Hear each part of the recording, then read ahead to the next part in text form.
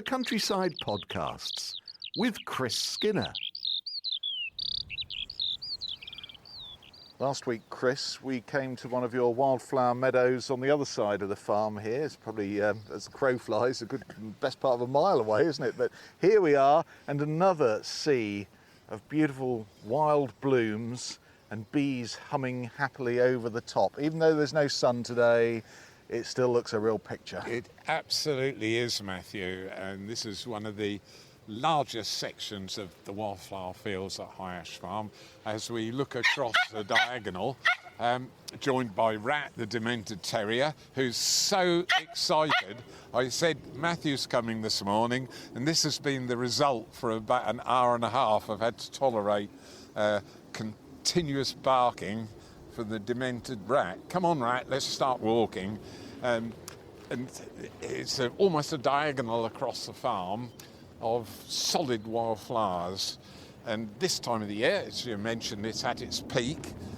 Lots of different wildflowers coming out simultaneously, which gives us this huge impression of glorious colour and different flowers all at different heights as we're walking along through a walk which I've just mown yesterday, and it's into one of the special sections of the wildflowers here, because not all the flowers appear in one area. They choose the particular soil type that they like, and then they'll grow there. So you'll have sort of where we're standing, oxeye, daisy and sandfoin growing, lots of different plants in the understory. The rattle, which is a parasite, just coming into flower low down there, and the first seed pods on the rattle are just beginning to form, hence rattle, because when the seeds dry in the tiny little, as they are at the moment, green pods, the pods turn brown,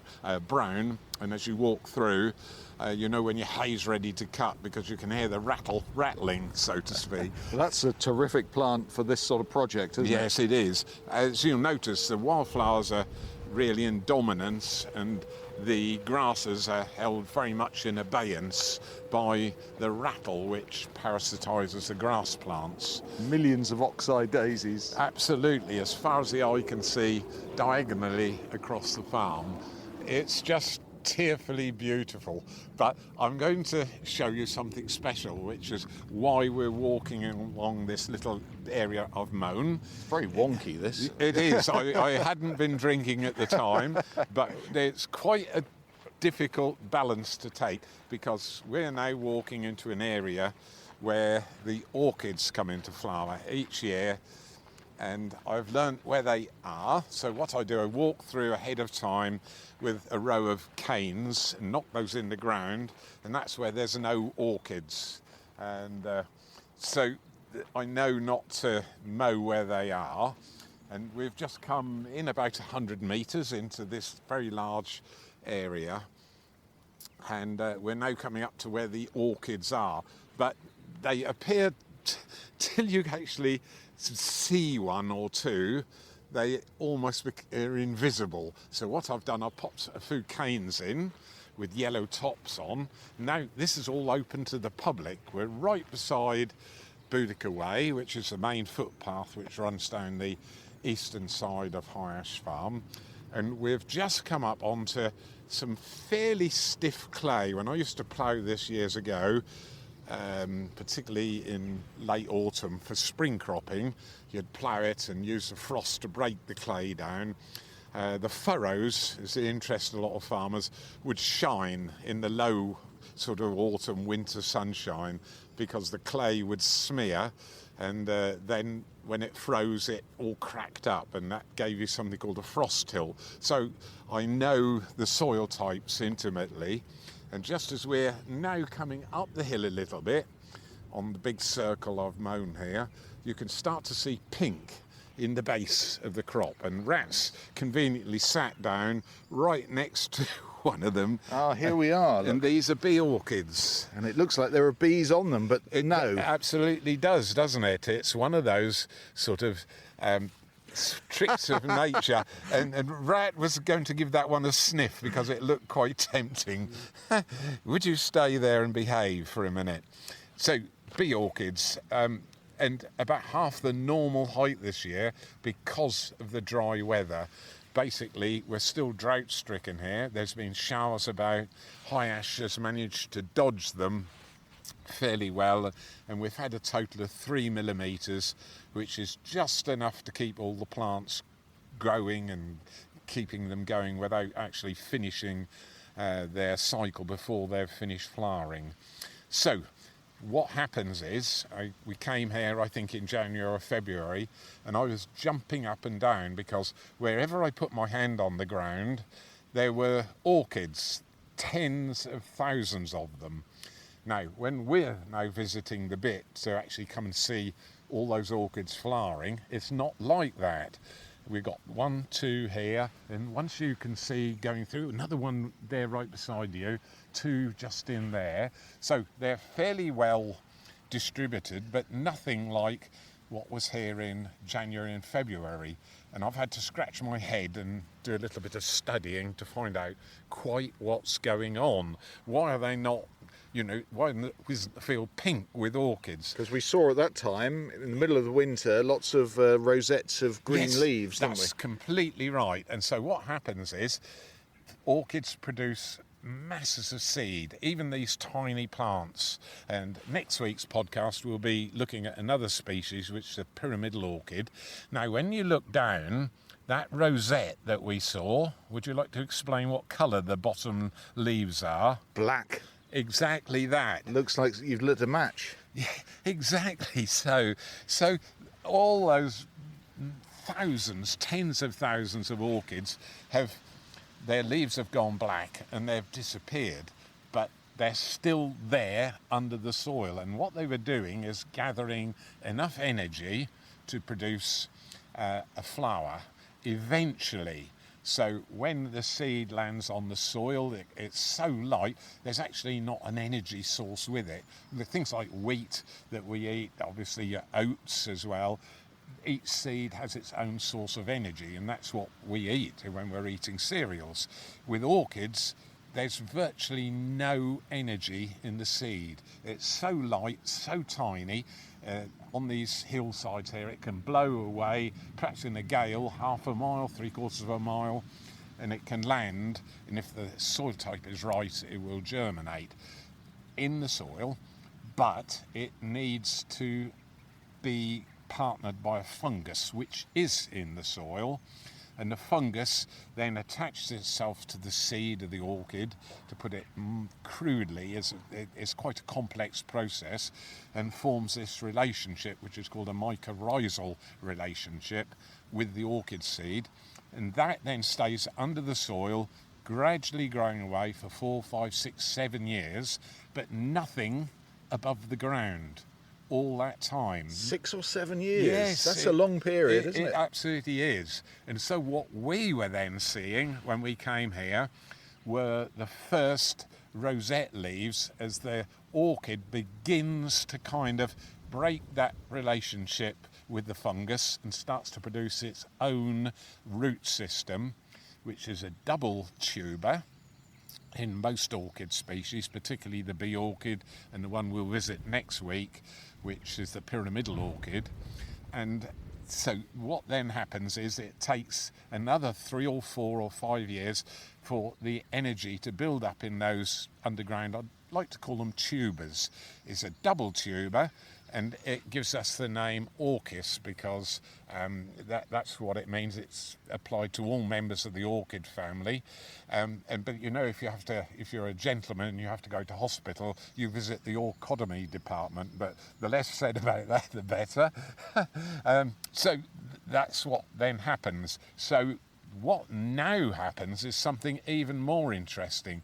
The plant comes into flower and it mimics a bee on these lower petals. They're brilliant pink. Pink flowers, and this is just a few inches off the ground, isn't Yes. it? But the actual amazing element of this, mimicking a bee, is, well, so pretty, that, isn't it? It absolutely is. So my next job is to go on the phone, as I do each week, to get poor Laura Cuffin here with her macro lens photography setup, and she'll have to lay on the ground for this one. The poor lady, but she does smile, and we get some cracking pictures, which I'll hope to put on the High Ash Farm Facebook page for this Sunday's podcast. So this plant mimics a bee, but this is one of the head scratching bits that is now coming up. It doesn't need to, because this species of orchid is pretty well self-pollinating. So it doesn't actually need to attract a bee to pollinate it. It can happen, but it's rare to actually see a bee visiting a bee orchid. So it's a very odd adaptation, isn't it? Maybe some part of the past, then maybe it did need to. Yes, it's quite possible. There's a lot we don't know. I think orchids, at the end of the day, are one of the most studied parts of the flora, particularly in the UK, that are studied beyond belief, but there's still even more to learn. And how rare are these? Because some orchids are so rare we could barely even mention There's them. a lady's slipper orchid which has a secret site. I think it's in Yorkshire, and that's hugely protected. Some are fairly common, but well, the bee orchid, the pyramidal orchid, the common spotted orchid, they're all fairly common, growing in undisturbed grassland. But this is unusual because we're on clay here. The pH, that's the lime content in the soil, is quite high. It's around about 8, pH 8, which anybody who does gardening or soil testing will know that's very high. A little bit further up the hill, on the crest of the hill behind us, the pH is about 8.5. And we have another species of orchid growing up there, and as I said, we'll visit that next week. It's very difficult to do all of these orchid species in one go, but as we're walking up, and once you look down into the crop, that you can see they're pretty well. There's a good number, 1, 2, 3, 4, 5. We just walked, and it goes on through the crop. And so it just likes this clay. Yes, so I've restricted the mown bit to a bit where I can safely drive through without too much any damage. I've managed to miss them all. I was taking the mower through that little bit and suddenly realised I was heading towards 6 or 7 bee orchids, so I stopped and put some canes in with yellow tops on. As I said, it's all open to the public and it's free as well, access.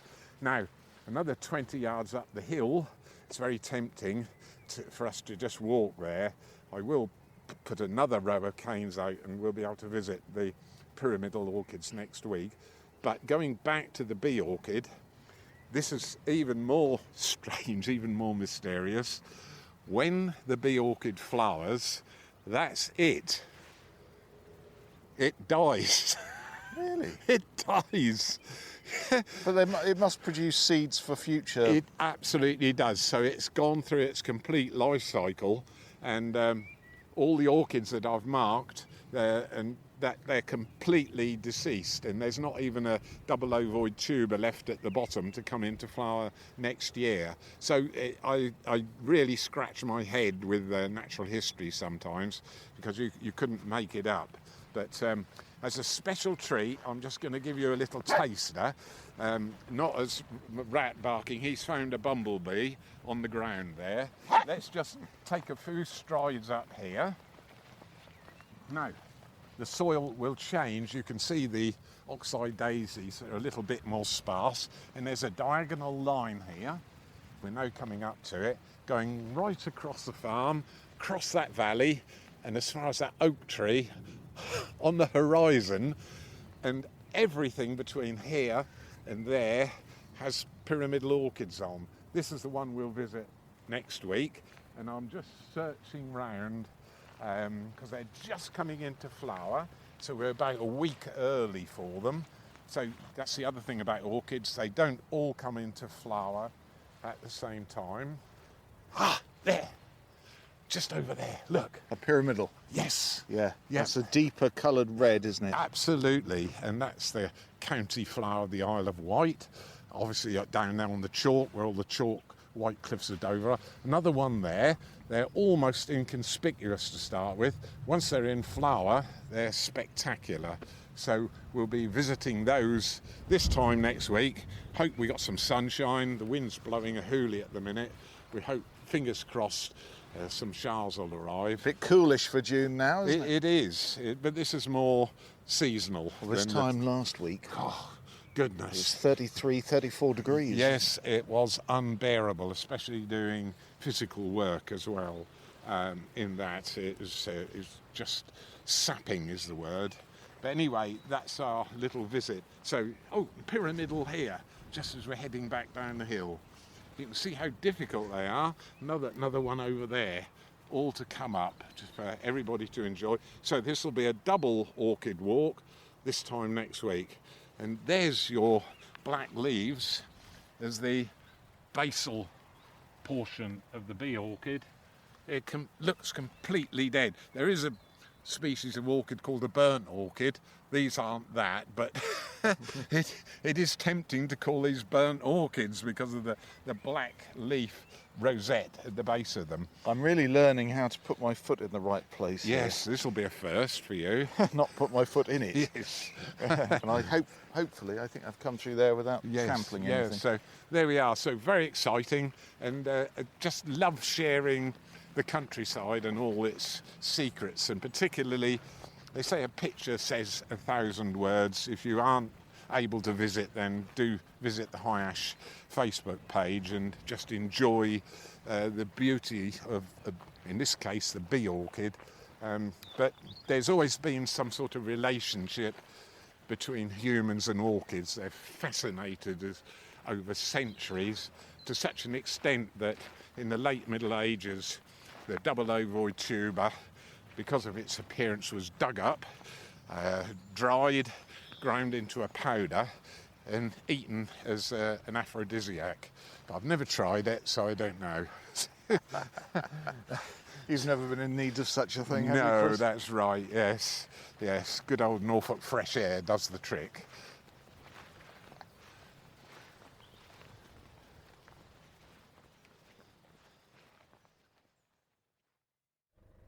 Another one there by the corner of the wood, one flying up.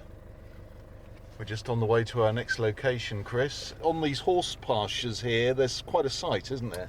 Matthew, I'm quite shocked because we're actually visiting rabbits. There's a number of warrens on this portion of High Ash Farm, probably 5 or 6 warrens, and a warren to me is something containing about 50 or more rabbits. I did mention in a previous podcast the population at High Ash is about 600 rabbits, hence all the diversity of the buzzards and things. But I noticed next to the rabbit we're watching at the moment was a mistle thrush. There. Yes, yeah, it was a mistle thrush, and then I suddenly could see almost the field moving. And it's unusual at this time of the year. They'll have finished nesting. Mistle thrush, the largest resident thrush in the UK, Turdus vociferus, and I call them Turdus vociferus because they're quite noisy. And they will take over a tree and attack anything in late winter, early spring, the male that is. So it's our largest resident thrush, and I should think we're looking at 10 or a dozen in front of us, maybe more. Some have flown up into the Scots Pines where the rabbit warrens are. And they go hopping along the ground. They do, and there's a rabbit running across the field. Rabbits do come out in daylight, not normally as cool as this morning. If it's sunny, they'll come out sort of any hour of the day really, but particularly dawn and dusk. But what's happened is the mistle thrushes, early nesters, usually in the fork of a tree, quite exposed, often end of January into February, the first nests are built, and they tend to escape a lot of predation, which other members of the thrush family suffer from. Blackbirds, they're quite early nesters too, but often nests get predated when the magpies and the jays have got their young. That's when predation reaches its peak. So with this early nesting that they do, sometimes there's even snow on the ground. You feel sorry for them, and they usually are quite successful. So 2 of them actually doing some courtship flying just over there. Yes, we saw the underside of their wings. It's very light. It colour. is lighter. They're typical thrush species. There they go. Yes. They're typical thrush species, heavily speckled breasts, quite tall, almost double the size of your normal song thrush that we see out. But they're after soil invertebrates. That's why they're out on the pastures at the moment. It's really difficult because the ground here is still so dry. Main diet for them, unlike the song thrush, which would be snails and slugs, for Mistle thrush, it would be things like earthworms, anything near the soil surface, daddy longlegs larvae, in other words, crane flies, just as they emerge, is a favourite diet for them. 2 horses coming up towards us on one of the tracks. We left the engine running because I hadn't intended to do this, and a young rabbit is now skirting over from one warren to the other, and I'll explain why that's a dangerous thing for it to do in a minute. So we'll go back to the first warren we drove past, and the reason we're doing that is it's out in the field. So when I'm being kind to you this week, you won't get nettle stings or go through all the undergrowth. Morning, hello, hey-o. So, right, we'll just let the horses get out of the way. That's doing some pleasure riding. Carry on watching the mistle thrushes flying here. Yes. There they go. Yeah. Oh. So, cup-shaped nest out in almost the end of a fork of a tree, often quite exposed out in the end. Used to watch them as a child. Oh, they're right over on the corner of the pine copse over there. 1, 2, 3 rabbits in the background. Perfect. And I think there's 8 or 9 mistle thrush there, and 2 or 3 on the field as we drove up towards the warren here. I'm sorry I get so distracted. We'd come to do rabbits and ended up with mistle thrush, but that's how it is at High Ash Farm. And another rabbit right over on the far side there. So come on, I've done enough rabbiting on about mistle thrushes, so let's get on with the real thing. Let's do some rabbiting about rabbits. Yes. Right, let's just turn this truck round and without bumping one of my own fence posts out of the ground. Yeah, so perfect view. Look at that. They're flying about everywhere. Mistle thrushes. And they're not so common now, are they? No, they've declined hugely. Again, we don't know all the reasons.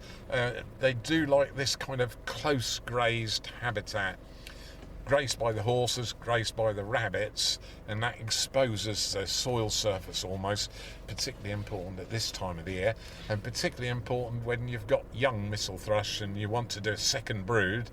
Got a great spot woodpecker just flying across in front of us. And there's many smaller birds out there as well, yes, enjoying this. Yes. So actually having the horses here is like providing it is. It's almost going back to the natural habitat. Horses are herd animals.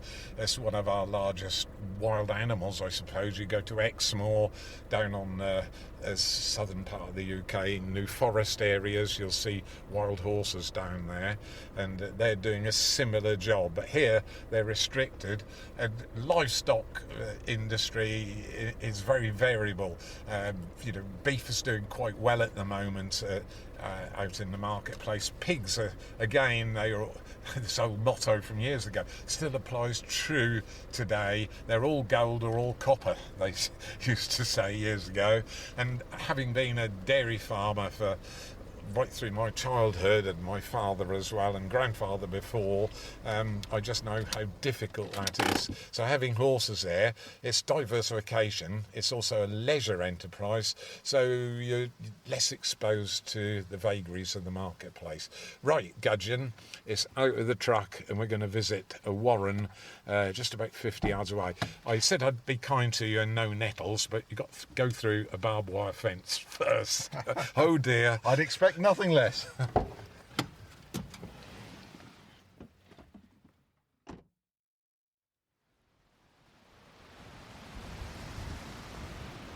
Yes, we've just walked into this field along the fringe here, and we're in the teeth of a gale almost, aren't we? We're the windy side of the hedge. We certainly are, yes. And holes in the ground. Yes, this is one of the smaller warrens at the farm.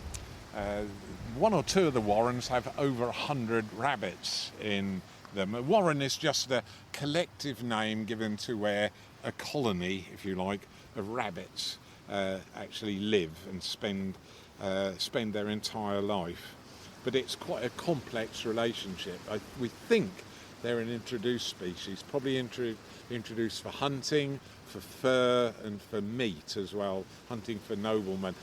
Possibly about the time of the Normans, certainly 12th, 13th century they were here, but originally they were kept in pens, in enclosures, and rather like munkjack deer, they escaped, and they're probably one of the most successful colonisers out in the UK, and they've done really well. People were employed as warreners to keep them, to sell the fur, which was quite valuable, and obviously the meat. And gradually they escaped. They've suffered with an introduced disease. Actually, we don't know if it came in by birds. It's a flea, and it carries this disease which rabbits could get called myxomatosis, and that was quite prevalent in the UK in the early 1950s and wiped out, much to farmers' delight, about 90% of the rabbit population. But it's since been recovered nearly back to its original levels in certain places. In other places it's still heavily controlled. Would it be fair to say pre-myxomatosis, the greater part of the British population would have been familiar with eating rabbit? Absolutely, it's a really valuable food source, particularly during the two wars. It takes me right back to my childhood that a gentleman who was a barber, he lived on the north side of Norwich, a good 10 miles from High Ash Farm, and every month he would come cycle out to the farm on a Saturday morning when he wasn't working in the barber's shop, and he would cut my father's hair, and I had to sit on a chair, originally on my father's lap, but later on you sat in the chair in reverse, so the back of the chair you could lean on while Mr. Blythe cut my hair, and his payment for that was to go home with a brace of rabbits on his handlebars, and he was very, very pleased with that arrangement. So he would have skinned them at home? Exactly, probably not used the skin, but cooked the rabbit. And there's lots of songs going way back then which recalls the demise of the rabbit, sort of run rabbit, run, run. It went a bit like that. You'll get by without your rabbit pie. Yeah, don't let the farmer have his fun. Yes, exactly. So it's formed part of our, although it's an introduced species, formed much part of our culture. That habit's gone though now of eating rabbit, isn't it? Yes, yeah, because of myxomatosis, but it doesn't look appropriate. Many of the butcher's shops in Norwich, right in the centre of Norwich, opposite Norwich Cathedral, for instance, there was a shop there, and I can remember being driven past there, looking out the car window and see hares hanging up, still with their fur on, braces of rabbits, pheasants, partridges, anything that could be eaten was eaten then, because meat was in short supply, and it was a luxury almost as well. It's a white meat. I've hardly ever eaten it because of myxomatosis. It just seemed from that point of 1950s onwards a bit distasteful. But anyway, we came here to talk about rabbits. Yes, they'll be quivering in their burrows. I think they are. So the interesting thing about this warren is it's quite small. It extends all along this hedgerow here, and you can actually see the piles of sand. They're quite good excavators. The Latin name of the rabbit, if you translate it, it literally means burrowing little hare, although hares and rabbits are quite distinctly different. So we just have a look at this mound of soil. You're talking about 1/2 ton of soil has come out from under the hedge, and it's been scrabbed out into the field here. And this is the favourite sort of rabbit. I'm just going to scrape some of it. There we are. Put it in my hand. Bone dry underneath. Now, if I let it run out onto the ground, it's just like egg timing sand. You'd find it's very fine, easy to dig, well drained, and that's the secret that rabbits seem to like and thrive in that kind of habitat. Grassland as well. And if you notice the area around the warren, there's almost a semicircle in front of us, another one over there, and that marks the extent of where the rabbits have grazed. So they're not like hares that graze out in the open.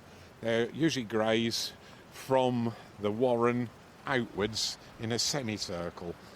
And there's a hierarchy in the rabbit world, and it's usually dominated by a male rabbit. He's called the buck, and he will dominate the whole herd of rabbits, if you like to call them that. So that then you have subordinate males and doe rabbits as well, which are the females. And the hierarchy says that if you're underneath those sort of rulers that rule the rabbit world, the buck and the senior does, then if you're a subordinate, you cannot nest in the warren.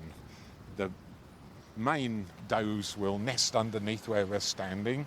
If we can actually look down one of the holes, you can see where they've scrabbed the soil away, lots of rabbit pellets on the ground, and we can actually look right down. It goes way down and we'll join up with the holes in the hedge behind us, although we're now 20 feet out in the field. You can see it's quite alarming because horses graze this, and I have to occasionally come down here and fill these holes in. So if a horse is galloping about on here and the leg goes in there, then it's a tragedy. Better to have the burrows in the hedge there. Yes, they're harmless there, but occasionally the warren will extend out underground. Remember, they're burrowing little hares, and that's exactly what they do. They're often digging, enlarging it, but the does will give birth in there. They'll make a nest. This is a senior does. Make a nest down in the ground, line it with fur and perhaps some grasses as well, and they can breed. Well, one doe can produce up to 30 young in the course of a year, 4, 5, 6 litters. Once they've had one litter, they'll mate again, usually within 12 hours, sometimes as little as 2 or 3 days. The doe will be pregnant again, which is really head-scratching. Normally that doesn't happen out in nature. Hence the expression. Yes, sort of breeding like a rabbit, yes. It's amazing, yes, the rate of reproduction. And quite a lot of those youngsters would die in the first month of their life, very exposed to predation. Once they come out of these burrows, there are buzzards here, there's stoats, weasels as well, which will all predate on them, foxes as well. So the other subordinate females are compelled to give birth out on the field or further down the hedgerow away from the main warren, and they have a different method of reproduction. They'll dig a small burrow almost straight down into the ground, perhaps 6 or 8 inches down, then it goes horizontally along the ground, and it's called a stop because that is what it happens. It comes to a complete stop. That hollow at the end there's then lined with fur, maybe some grasses, and the subordinate doe rabbit will give birth there. And she will visit the young once a day, usually in the evening, and suckle them. They grow quite quickly, so they're nearly doubled in weight. I think we've got a kestrel just hovered in beside us there. Oh, marvellous. Right above the hedge. 30 odd yards down the hedge. Yes, and that would take a young rabbit, given half a chance, if there was some really small ones out. He hovered for a few seconds. Maybe that's what he was looking at. I just hesitated because I thought it might be the peregrine coming to have an investigation, who'd be quite interested in those Mistle thrushes we saw a short while ago. But the subordinate females give birth, suckle the young, and the young, blind, hairless, very helpless, they're also very vulnerable. So the doe rabbit, the subordinate doe, not like these burrows which are left open 24/7, she covers it back up with soil. So there's a tiny little stop down there which has got the oxygen in it, and it's covered over, patted down, and then she will leave it. But a fox's nose is so sensitive, and badgers as well, they can sense those. They'll dig in and remove all the young. So predation is very, very high, apart from the diseases that we already mentioned. So we're almost kneeling, or I am, on rabbit pellets. Yes, they're all over here, aren't they? Yes. The rabbit droppings. And that helps to mark out the scent. I did mention when we saw the young rabbit earlier that that's a dangerous thing to do, to run across the field and go from one warren to the other, because if there's a buck rabbit about and you don't smell quite right, then they fight. So you have this impression that they're very gentle and genteel, and you're sort of a bit lovey-dovey, but senior buck rabbits are anything like that. They rule the roost, and if you're not right, you'll get bitten, kicked, all sorts. And the buck rabbit will graze in a particular way. If he doesn't like something that's going on, he uses very stiff legs, walk about, graze for just 1 second, and then move towards the opponent, whether it's a male that shouldn't be there or a male that's trying his luck with other does in the colony. And eventually, unless the other one backs down, the fur then flies. So don't think of them as being particularly pleasant. They really mean business sometimes. Now, why are all these pellets here? And they're very dry, round, almost dark brown. I've just put my hand across the soil and I've got 1, 2, 3, about 10 pellets. Very, very dry. You can actually see it just looks like sort of green pulp in almost a dust form. Now, they're a little bit unusual because you can see the grass here is very short. It's almost dry because of the dry weather at the moment. Been suffering from the drought here. But even so, the rabbits will eat that. It passes through, but in the guts of the rabbits is a bacteria. And the bacteria starts to break down the nutrients that are in the grass, but it passes through the rabbit before the rabbit has all the time it needs to get the nutrients out of the chewed up grass. So I hope you're not having your breakfast at this particular point in time. So the rabbit, when it comes out on top of the ground, it will sit there and it waits to excrete these little soft brown, almost black pellets, and it re-ingests them. It eats its own poo in sort of... You should see Matthew's face, everybody. Oh dear. Well, I'm sorry to put it like that. There's no other way of explaining it. And that then gives the rabbit's digestive system a chance to absorb the nutrients from the very low nutritious grass. And so it's double bubble. It's double digestion, yes. Yep, so that then passes through. The second time, it doesn't get re-eaten, it comes out as this. And you could almost roll this up and smoke it. It looks like sort of tobacco. I tried all sorts of things as a teenager, I can promise you. But it sounds like you did try that. Yes, and it's not too bad, actually. It burns quite nicely. Yeah, you just forget sometimes what you're doing as a teenager. Yeah, but there we are.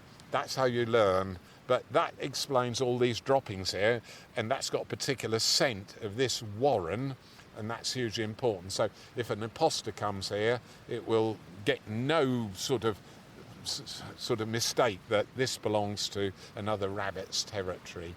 But nevertheless, they can cause a lot of damage by their grazing habit of grazing around in these semicircles. It keeps the vegetation down near the warren. And as I said, I think there's 6 major warrens at High Ash Farm, 1 or 2 of which have got more than 100 rabbits on. And it's amazing to come round here at night time and you almost see the field moving into the hedge. There's that many rabbits. The white tails.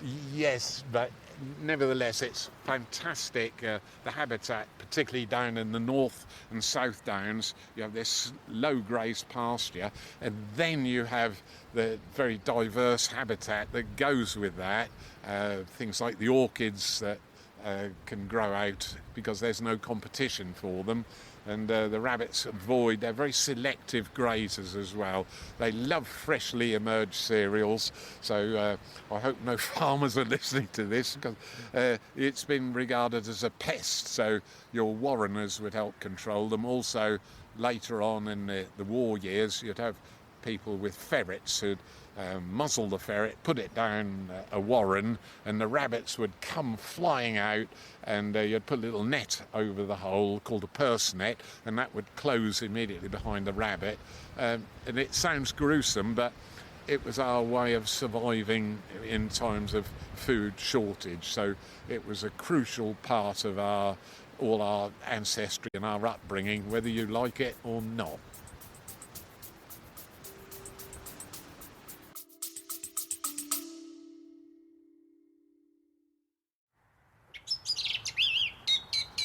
One of the most delightful and evocative sounds of the English countryside, Chris, the song thrush. Yes, it's one of the success stories here at the farm. We've got quite a number of them nesting here, and it's one of the UK's most competent songsters singing away for us. Just one of the sounds that you can hear regularly on this podcast. And we've got a little favour to ask. If you can possibly help by sending us a donation to help support the running costs of the podcast by visiting highashfarm.com/podcast. And thank you for all your donations.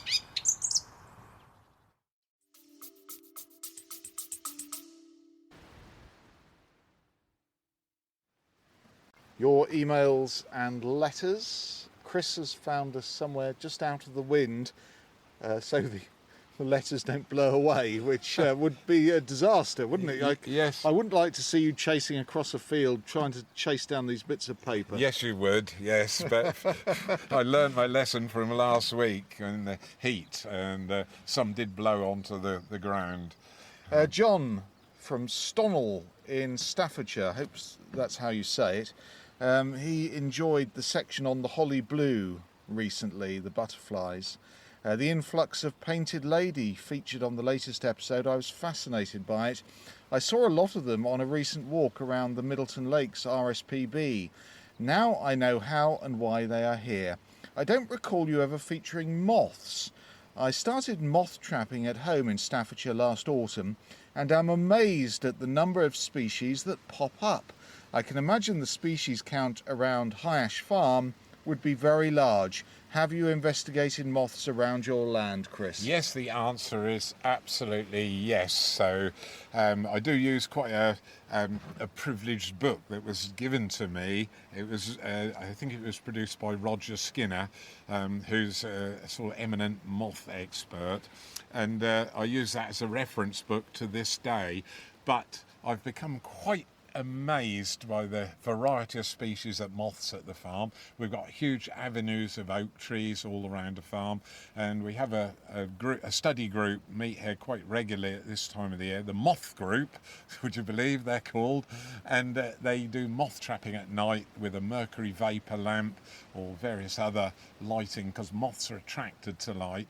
And absolutely amazing what you can see the following morning. It's all lined down at the bottom of the trap with egg boxes so the moths can go in completely unharmed, and you can investigate your catch the following morning. And I was with the group this time last year, and they opened it up, and there was some of the most amazing moths caught at Hyash Farm that I've ever seen. One beauty. It's almost got a gothic design on its upper wings. It was black and squirrels. You could only say it had been designed by a human, and it was called Merveille de Jour. A beautiful moth, literally from the French, marvel of the day, and I'm still in love with that species. So, isn't there one that was discovered around here that's or unique and was feared to be a sort of a historical anomaly, but now we know that it's not? Yes, yeah, we've got them here at the farm. We've got a local moth expert called Dave Jones, and he's absolutely brilliant, and he spends hours studying moth caterpillars and eggs and the adults as well, and he found a particular species which feeds on a plant, quite a rare plant which grows here at the farm, the mullein plant, and so we managed to get some nice sort of data on this species which hadn't been discovered for years. So anyway, the question at the end of it is, do we ever sort of investigate moths? And I've parked us here right beside Notre Dame Wood to illustrate that. But first we've got another question coming up. Yeah, this is Chris Biggin, who says, whilst walking my dog at lunchtime, a small yellow butterfly flew across the path. I managed to get a photo before he fluttered away. The internet says it's a brimstone moth. What does Chris think? Yes, and it's a fantastic picture. It just looks very odd. I'll turn it round that way for you. That's not a bloom. That is it looks like a flower on the brambles there, and that's a typical posture of it during daylight hours. They will occasionally fly in daylight, but absolutely perfection. Without any doubt, it is a brimstone moth. Now, don't confuse it with a brimstone butterfly, which is one of the first butterflies to sort of be on the move early in the year. We also think the brimstone gave the name butterfly to butterfly because it looks like butter flying. It's usually the same colour. The same with this species of moth, and it's so well photographed that you can see round the forewings, that's the wings at the front of the moth, there are some chestnut markings, and right near the tip of the wing you've got quite a large chestnut marking in a triangle on the tip of each wing there, and that absolutely says that's a brimstone moth. So it's on the wing at this time of the year, as in the photograph, and it often rests on brambles, and its food, the larval food plant, which always confuses people, is often hawthorn, blackthorn, and occasionally a row, which I've planted here at the farm, a row of rowan trees, and I've seen them actually on there. So thank you very much, Chris, for that picture. Emma Myhill has sent in a note, and she lives probably, about 5 miles that way, doesn't she? Yes, over there. Over at Hethel. Hethel, home of Lotus cars. It absolutely is. Which would be completely against your principles. I went past the factory yesterday. Yes. I almost ran through a transparent thread hanging from tree to ground earlier, says Emma. On closer inspection, caterpillars looked to be climbing the thread, creating web-like nests in the foliage. There was also a clump of them near the ground on the thread, and it was unclear what they were doing. Though my camera wouldn't focus well, do you know what they may be? Is the tree a food source, and will it survive them? Oh, wow. And here's the image. Fantastic photograph. Yes, look at this. That. Right, so this is why I've brought you here. We're on the eastern side of Notre Dame Wood, and we're sitting right by a colony of this particular moth, which is Eucroptus chrysaria. It's the Latin name of the brown-tailed moth. Oh, wow, look at what this. It's done to my hedge. It's completely defoliated a 10-yard section. Absolutely, all the way down here, and it's just covered in the colonial webs, and it just looks as though somebody sprayed the tree. But on this particular case, it's normally hawthorn, which we have got infected here at the farm. In this case, it's spindle. Now, it looks as though it's completely killed the spindle bush, which is about 9 feet high, covered in these cobwebs. But when you look, you can see all little green shoots coming off the stems all over the plant. It will now come back into full leaf, which is extraordinary. And the caterpillars, what the photograph shows that Emma has done here very cleverly is capture one of the caterpillars, and she thought it was climbing up the thread, the little cocoon, to go down to the ground. If we just walk along the hedge a little bit, you can see some quite fresh. Well, there we are. Look, there caterpillars. You are. And there's the caterpillar in the shop. Exactly the same. And it's the brown-tail moth. Now, the brown-tail moth sounds a bit dull, but it's a beautiful white moth with the tail. If the moth gets agitated, it raises it up above the wings, and you get this little brown paintbrush of a tail. So, and it lays its eggs normally on hawthorn, occasionally on spindle and blackthorn, and you have this whole mass of web which appears at this time of the year, and I'll get lots of photographs and questions about it. And they're the caterpillars. Just about, they're in this web, which is what we call a colonial web. You can have 20, 30, 40 caterpillars all wrapped up in there, and then when they're ready to pupate, this beautiful photograph that we've got showing a caterpillar going down the web. There's the head of the caterpillar, and when you look carefully here, there's one. There's a descent web, and it goes right down to the ground. The wind has probably broken the bottom part of it, and the caterpillar goes down and pupates in the ground, comes out again next spring, and starts the next generation off as an adult moth. For future episodes, if you'd like a question to ask Chris or a comment on the podcast, chris@highashfarm.com is the email. And do go along to the website, have a look, highashfarm.com/podcast, to find out about how to donate to keep the thing going. Thank you, everybody who has contributed. It's much appreciated.